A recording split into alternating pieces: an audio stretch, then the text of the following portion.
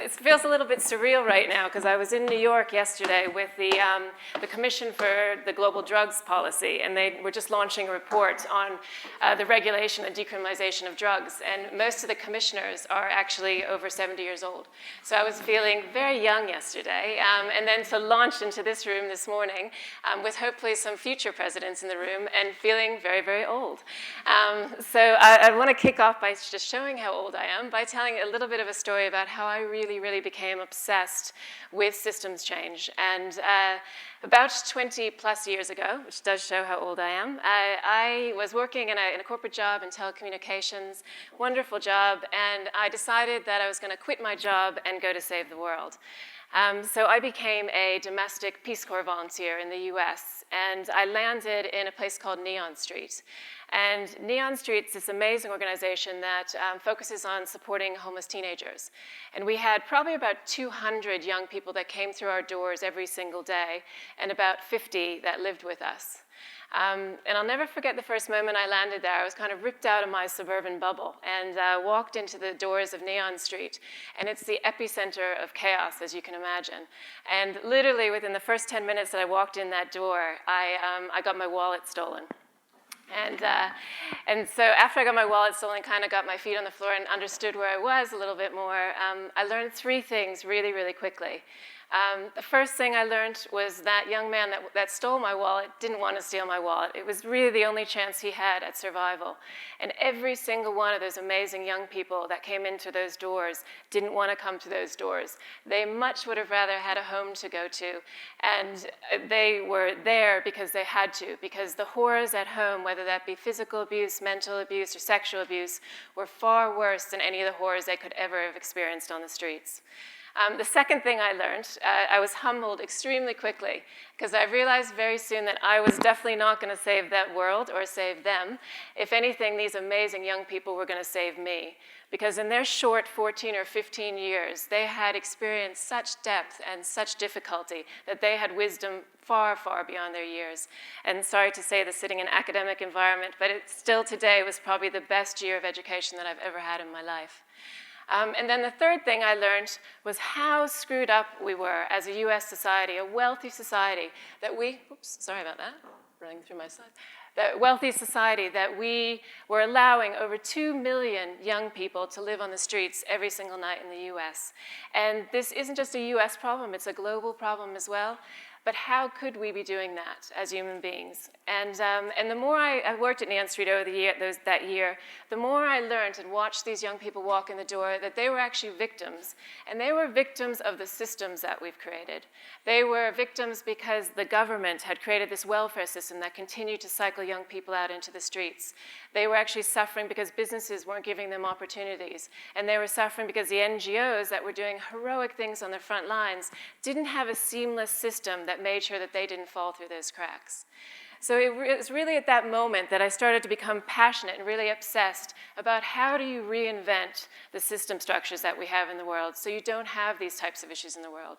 So a huge thank you to the host today for having me here, because this is a topic that I'm so passionate about, is how do we screw business as usual? How do we turn things upside down so that we change the fundamental systems that are operating in the world right now? And now, more than ever, we need to turn those systems upside down, because we are in the midst right now of a perfect storm.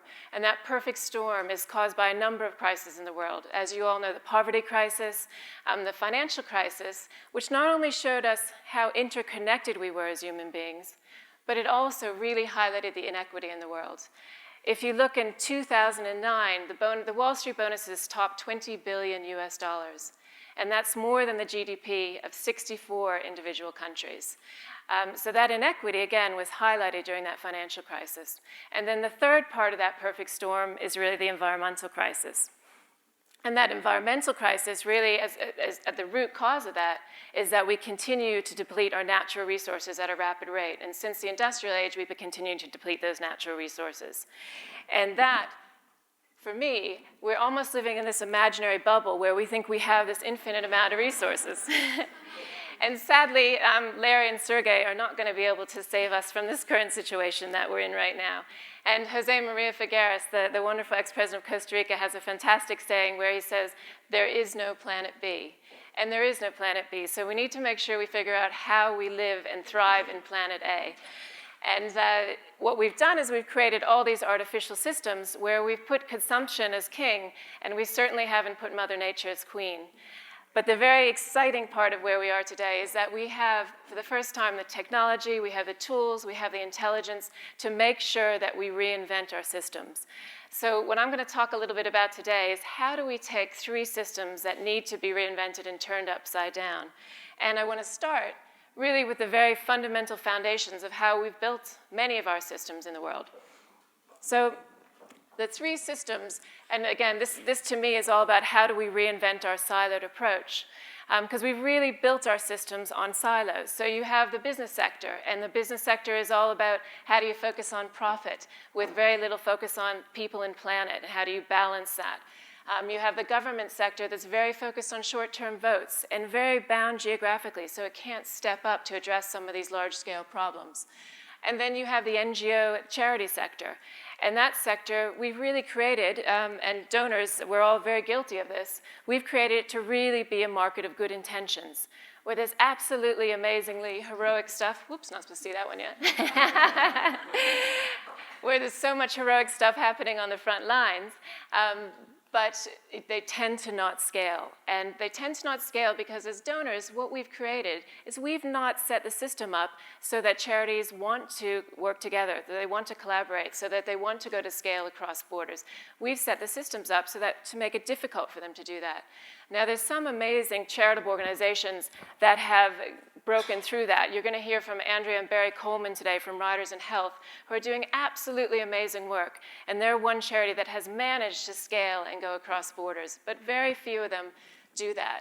And I remember this really hit home to me when I was sitting in a very rural hospital in Tanzania. And we'd walked in the doors, and there was lines and lines of people waiting to come into this hospital. And we were sitting and talking to the main doctor at the hospital, and he literally had tears in his eyes, and he was saying to us, you saw those lines out there, those are my family and friends who are dying, because 50% of my doctors and nurses' time is actually spent on coordinating our donors. 50%. So we've created this system where it's so difficult for charities and frontline organizations to do their job effectively on the front line. So the exciting thing is, how do we crash these silos right now? And many of you that are MBA students right now have a huge opportunity to make sure that we do crash these silos. And how do we make sure that it's not just the responsibility of charities or governments to take care of people on the planet, but it's actually a responsibility of all of us. So how do you look at hybrid models that put people and the planet at the very core of who we are as organizations? And the lucky thing is that we're starting to see that happen, and we're starting to see some really exciting unlikely marriages starting to form. Especially this one. I think in this one it's a bit unfair because I think Nancy Reagan's having a bit of a better time than Mr. T. Perhaps she's talking about her Say No to Drugs campaign there. That's never know. So what we're seeing again is this really exciting merging of different sectors that are creating these exciting hybrid models. And so how can we, as human beings, look at what policies can we put in place? How can we scale some of these exciting partnerships that are happening around the world right now? And so the first reinvention is, how do you reinvent the siloed approach that we focused on right now? And the second reinvention, which links to that, is how do you really screw business as usual and change the way we do business every day?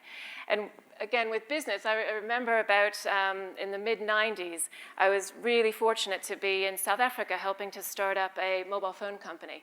And we were just about to launch prepaid services, which back then were very new in the marketplace. And we went to all these market research companies, and every single one of them said to us, don't launch it, there's no market, you're not going to have any customers. And we launched it anyway, and within probably 1 month, we had our annual subscription of customers that 1 month. And so we marched down to the townships to see what was happening and why these customers were coming on board. And it was the most amazing thing to see that people had taken these prepaid phones and set up their own businesses. They had set up briefcase phones, they'd set up trailer phones, they were selling phones from their handset. It was absolutely amazing. And for me, that was a huge light bulb moment of the power of business if they just deliver the right tools to make sure that people can empower themselves. And the very exciting thing that we're seeing today is that we're starting to see lots and lots of really exciting new types of businesses that are these hybrid models. And to me, this is the most exciting time for entrepreneurs right now, and such an exciting time for all of you guys around the room coming back into the business sector. Because the opportunities are endless here to look at how do you take business and truly make it into a force for good. And we kind of have looked at 4 different opportunity areas in the business area. The first one is really around how do you create value-based businesses. Now, some of the ones that are listed up there we know from ages old, like the Ben & Jerry's, the Ecovers, et cetera, who have put driving change at their core from their very beginning. But one of the really exciting things is we're starting to see existing organizations totally transform themselves. So Puma, Jochen Zeitz, a couple weeks ago, launched a first honest balance sheet in his industry. Interface with Ray Anderson, totally transforming his business and looking at how they value people and planet as much as they value profit. The second category, which is a really exciting one, profit making, just as the first one is, but the second one is all about purpose-driven businesses. So how do you start a business that's actually going to drive change in the world? And probably one of my absolute favorites here is the wonderful Jeff Skoll, who started Participant Films, because he believed that entertainment didn't only have to entertain, it could also drive change in the world. Huge opportunities in there for really interesting new public-private partnerships as well.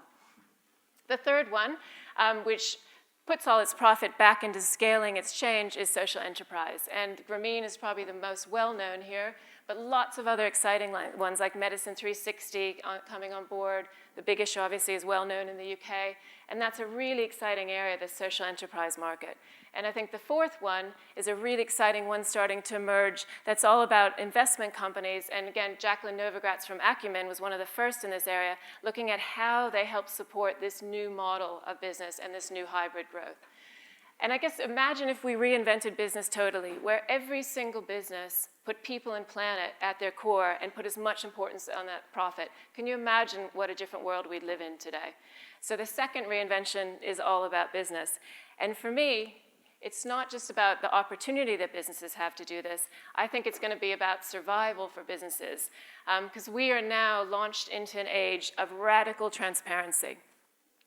And we were really fortunate a couple weeks ago to spend some time with an amazing journalist from Al Jazeera, Ayman Mohideen. And he is just a beautiful guy, and he had this wonderful quote, he said it so eloquently, where he was talking about, he was the one actually that was both in Egypt and Tunisia and brought that into many of our homes during the revolution. And he said that in social media, there's no hierarchy, so everyone's equal. And it was such a beautiful thing to see these revolutions happening, because you saw that the power truly is in the hands of people now. And there's no system anymore, there's no business or no government, no central power that can ever any longer continue to try to operate and not take into consideration the interest of its stakeholders and of people that are out there. They will crumble. And so I think it's such an exciting time right now for businesses, for government to really relook at how they operate. And the other, I think, really fascinating thing with the revolutions is it also showed that we have radically now jumped into this incredible global village around the world. And this global village is now interconnected. I mean, people like Peter Gabriel, Buckminster Fuller, many have been talking about this global village. But I think one of the issues with the global village is that it is, right now, many of the models that we have for leadership in the global village are broken. So many of them are outdated and have not kept up with this really exciting new interconnected world. So the third reinvention is really about how do we reinvent global leadership? So how do we make sure that we start to look at new leadership models that can cross borders and that are totally based on what's best for humanity rather than any other kind of agenda? And so we have a really exciting opportunity here to look at these new leadership models. And I was very fortunate that I was part of a group that about 7 years ago, we started looking at how could we introduce this new type of leadership into the world. And this is a project called The Elders that was really started by the wonderful Peter Gabriel, who again had this vision about this gap in global leadership as the world became much more of a global village. And he had a passion for this idea of how do you get this group of independent leaders there. And he started thinking about this probably back in 1997. And then my boss, Richard Branson, during the Iraq War, he tried to stop it by getting Nelson Mandela and Kofi Annan to agree to go into Iraq. And sadly, obviously, it was too late by the time that they got there. But it made Richard start to think about how do you look at these new leadership models? How do you look at a group of leaders who have no other agenda and can go in and help to stop conflict from happening? So that was the beginning of the convergence of those two ideas, the global village and this group of leaders, to come together and look at how we could create something that was an independent leadership body. And so the Elders today are a group of about 11 incredible leaders. All of them have come to a point in their career where they have no constituencies to please. They have no other agenda than that of humanity. And it's been absolutely amazing and beautiful to see this group come together as an incredibly powerful collective. And they've been doing some great work in Korea, just recently in the Ivory Coast, in the Middle East, Zimbabwe, across the world. A lot of it is behind the scenes, but again, a very, very powerful new form of leadership.